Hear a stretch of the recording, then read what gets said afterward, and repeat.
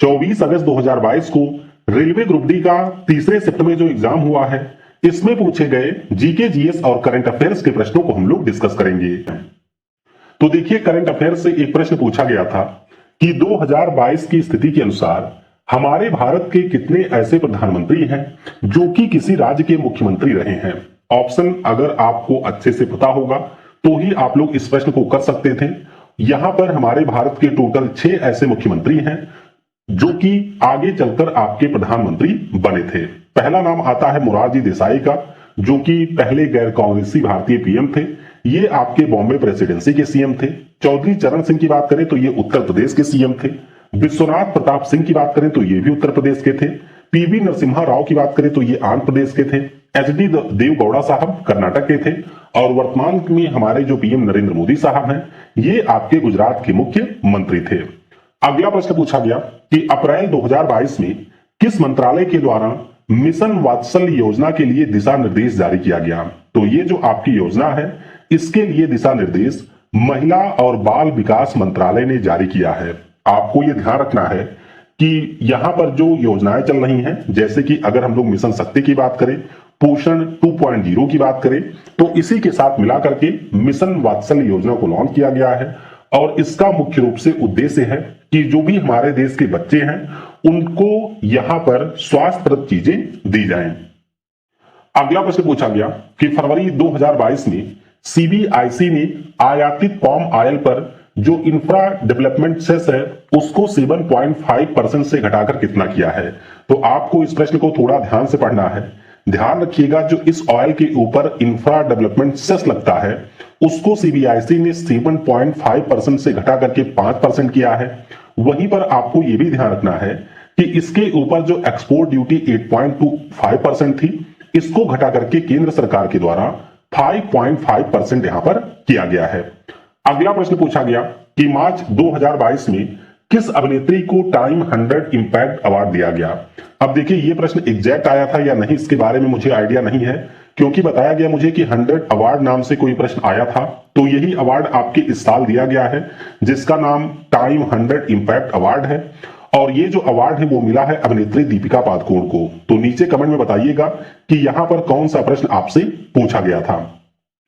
अगला प्रश्न पूछा गया कि पोखरण, जो कि आपको राजस्थान में देखने को मिलेगा, यहां पर पहली बार परमाणु परीक्षण कब हुआ था। तो ये जो परमाणु परीक्षण है, ये आपके 18 मई 1974 को हुआ था।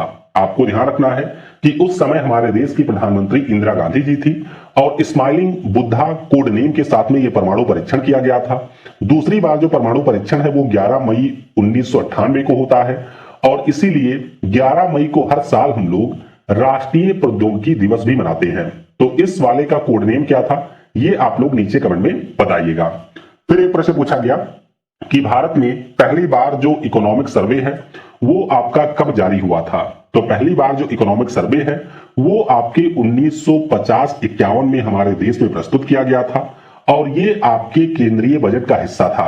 आपको ये ध्यान रखना है कि 1964 से ये प्रावधान कर दिया गया कि इकोनॉमिक सर्वे आपका अलग आएगा और हमारा जो केंद्रीय बजट है वो आपका अलग प्रस्तुत किया जाएगा।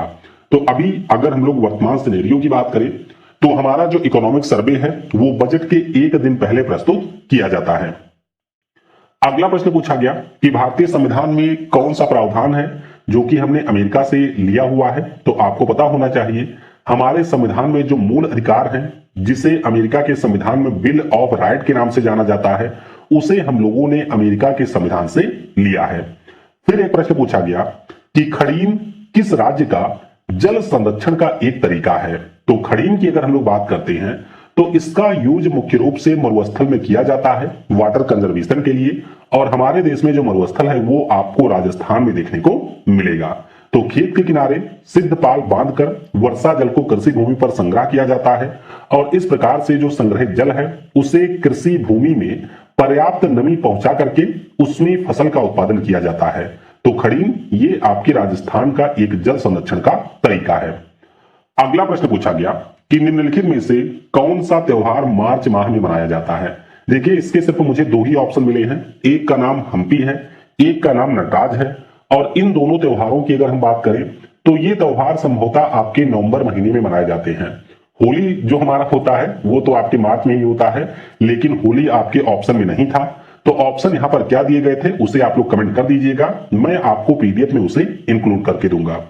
फिर एक प्रश्न पूछा गया था कि जो जियोलॉजिकल सर्वे ऑफ इंडिया है, जिसे हम लोग भारतीय भूवैज्ञानिक सर्वेक्षण कहते हैं, इसका मुख्यालय कहां पर स्थित है? तो इसका जो हेडक्वार्टर है वो आपको पश्चिम बंगाल की राजधानी कोलकाता में देखने को मिलेगा। इसकी स्थापना थॉमस ओल्डहम के द्वारा 4 मार्च 1851 को किया गया था और वर्तमान में डॉक्टर एस राजू इसके डायरेक्टर के रूप में काम कर रहे हैं। अगला प्रश्न पूछा गया कि उमानंदा नाम का जो द्वीप है वो हमारे किस नदी में या फिर किस राज्य में स्थित है? तो आपको पता होना चाहिए कि असम में जो हमारी ब्रह्मपुत्र नदी बहती है वहीं पर गुवाहाटी के पास में आपको उमानंदा रिवर आइलैंड देखने को मिलेगा और ये ब्रह्मपुत्र नदी में स्थित है। ब्रह्मपुत्र में आपको 2 और इस प्रकार के आइलैंड ध्यान रखने हैं। एक आइलैंड का नाम है माजुली आइलैंड है, जिसे असम के द्वारा एक जिले का दर्जा भी दिया गया है, और दूसरे का नाम है मयूर आइलैंड। तो ये दोनों आइलैंड भी आपको ब्रह्मपुत्र नदी में ही देखने को मिलेंगे। अगला प्रश्न पूछा गया था कि श्योक किसकी सहायक नदी है? किसकी सहायक नदी है? तो श्योक की अगर हम लोग बात करते हैं तो ये आपके इंडस यानी कि सिंधु की सहायक नदी है, आपको इसके बारे में ध्यान रखना है। बाकी सिंधु की अन्य सहायक नदियों की बात करें तो लेफ्ट साइड से जास्कर, झेलम, चिनाब, ब्यास, सतलुज, हाकरा ये सहायक नदियां हैं। वहीं पर अगर हम लोग राइट साइड से बात करें तो श्योक नदी है, काबुल है, गिलगित है, स्वात है, खुर्रम है, ज्योब है, ये सारी भी हमारे सिंधु की सहायक नदियां हैं। अगला प्रश्न पूछा गया कि 1951 में जो पहला वित्त आयोग गठित किया गया था इसके अध्यक्ष कौन थे? तो ये मैंने आपको एक्स्ट्रा फैक्ट में कल ही बताया था। ये जो फाइनेंशियल कमीशन है, फाइनेंस कमीशन है, इसके अध्यक्ष केसी नियोगी साहब थे। आपको ये भी ध्यान रखना है कि इस समय हमारा 15th फाइनेंस कमीशन काम कर रहा है, जिसका कार्यकाल 2020 से 2025 तक है और इसके अध्यक्ष हैं एनके सिंह जी। इससे पहले जो 14वां वित्त आयोग था उसके अध्यक्ष हमारे वाई वी रेड्डी थे। आपको ये भी ध्यान रखना है कि फाइनेंस कमीशन का जो गठन है वो हमारे संविधान के अनुच्छेद 280 के अंतर्गत भारत के राष्ट्रपति के द्वारा प्रत्येक 5 वर्ष के अंतराल पर किया जाता है। तो ये सारे महत्वपूर्ण पॉइंट भी आपको ध्यान रखने हैं। अब बात करते हैं बायोलॉजी सेक्शन की। तो बायोलॉजी से एक प्रश्न आया था कि बच्चे के जन्म के समय विकृति का कारण क्या होता है? तो कई बार आप लोग देखते होंगे कि जो बच्चा जन्म लेता है उसमें कुछ विकृतियां होती हैं और इसका मुख्य रूप से कारण होता है आपका गुणसूत्रीय। कौन सा? गुणसूत्रीय कारण हो गया, जेनेटिक कारण भी हो सकता है, इन्फेक्शन भी हो सकता है, रेडिएशन भी हो सकता है, ड्रग एक्सपोजर या फिर कुछ अन्य कारण भी हो सकते हैं। लेकिन ऑप्शन में आपके क्रोमोसोम दिया गया था तो इसमें विकृति के लिए गुणसूत्रीय कारण भी होता है। अगला प्रश्न पूछा गया था कि कोशिका में ऊर्जा का पावर हाउस किसे कहा जाता है? तो ये बहुत ही सिंपल सा प्रश्न है, आप सभी को पता होना चाहिए कि माइटोकॉन्ड्रिया को कोशिका का पावर हाउस कहा जाता है। यहीं पर आपके ग्लूकोज का विखंडन होता है और ग्लूकोज के विखंडन के परिणाम स्वरूप यहां पर एडेनोसिन ट्राइफॉस्फेट बनता है, जो कि हमारे पूरे शरीर को ऊर्जा प्रदान करने का कार्य करता है। अगला प्रश्न पूछा गया था कि शुद्ध रक्त का प्रवाह किसके द्वारा होता है? अब ये एग्जैक्ट प्रश्न मुझे नहीं मिल पाया है, प्रश्न कुछ अलग तरीके से रहा होगा तो आप लोग बताइएगा। फिलहाल के लिए अगर हम लोग अपने दिल की बात करते हैं, मतलब कि हृदय की बात करते हैं, तो शुद्ध रक्त का जो प्रवाह है वो आपके धमनी के द्वारा होता है। वहीं पर अगर हम लोग अशुद्ध रक्त की बात करते हैं तो इसका जो प्रवाह है वो आपके सिरा के द्वारा होता है। तो ये आपको ध्यान रखना है। अब आते हैं केमिस्ट्री पर। तो केमिस्ट्री में एक प्रश्न आपसे पूछा गया था कि आवर्त सारणी में जो हमारे कुल 118 ज्ञात तत्व हैं, इसमें से आपके कितने आर्टिफिशियल या फिर मानव निर्मित एलिमेंट हैं? इससे पहले भी प्रश्न आ चुका है। मैंने आपको बताया था कि जो हमारी पीरियोडिक टेबल है उसमें आपको टोटल 118 एलिमेंट मिलेंगे, जिसमें से 94 एलिमेंट आपके नेचुरल हैं। वहीं पर इसमें से जो 24 एलिमेंट हैं वो आपके आर्टिफिशियल हैं, या फिर आप इनको कृत्रिम कह सकते हैं, या फिर आप इनको मानव निर्मित एलिमेंट भी कह सकते हैं। अगला प्रश्न था कि संयोजक इलेक्ट्रॉन की क्षमता में व्यवस्थित करिए।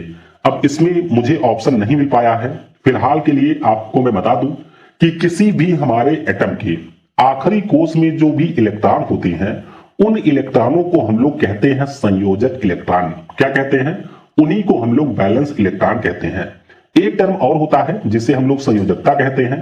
तो आपको ध्यान रखना है, बैलेंस इलेक्ट्रॉन अलग होते हैं और वैलेंसी अलग होती है। ये जरूरी नहीं है कि किसी भी एटम के लिए वैलेंस इलेक्ट्रॉन और वैलेंसी दोनों सेम हो। संयोजकता यानी कि किसी भी परमाणु के संयोजन करने की जो क्षमता होती है उसे हम लोग वैलेंसी के नाम से जानते हैं। अगला प्रश्न पूछा गया कि वाशिंग सोडा या धावन सोडा का रासायनिक नाम क्या है। अब ऐसे तो सभी को पता होता है कि सोडियम कार्बोनेट इसका रासायनिक नाम है, लेकिन यहां पर आपसे हाइड्रेटेड वाले का पूछा गया था। तो ध्यान रखिएगा, जो हमारा सोडियम कार्बोनेट होता है जिसे हम लोग वाशिंग सोडा या धावन सोडा कहते हैं, इसमें आपको जल के 10 अणु भी देखने को मिलेंगे और इसीलिए इसका नाम होता है सोडियम कार्बोनेट डेकाहाइड्रेट। तो ये आपको ध्यान रखना है। इसका उपयोग कांच, साबुन और कागज उद्योग में किया जाता है। सुहागे के निर्माण में भी इसका यूज होता है। घरेलू उद्देश्यों में सफाई के लिए भी इसका यूज किया जाता है और पानी की अस्थायी कठोरता को दूर करने में भी इसका यूज होता है। यहां से पहले प्रश्न आ चुके हैं, तो ये सारे पॉइंट भी आप लोग ध्यान रखेंगे। फिर एक प्रश्न पूछा गया था कि हाइड्रोजन का निकलना क्या कहलाता है। तो आप सभी को पता होना चाहिए कि अगर किसी भी हमारे कंपाउंड से हाइड्रोजन निकल रहा है तो उसे हम लोग कहते हैं ऑक्सीकरण, यानी कि ऑक्सीजन का जुड़ना या फिर हाइड्रोजन का निकलना, इसे कहा जाता है ऑक्सीकरण। ऑक्सीजन नहीं होगा, ऑक्सीकरण इसे कहा जाता है। वहीं पर किसी भी हमारे कंपाउंड से ऑक्सीजन का निकलना या फिर हाइड्रोजन का जुड़ना, उसे हम लोग अपचयन के नाम से जानते हैं। अगला प्रश्न पूछा गया कि C6H10 यानी कि 1 हेक्साइन की बात की गई है, तो इस समजात सीरीज में अगला मेंबर हमारा कौन सा होगा।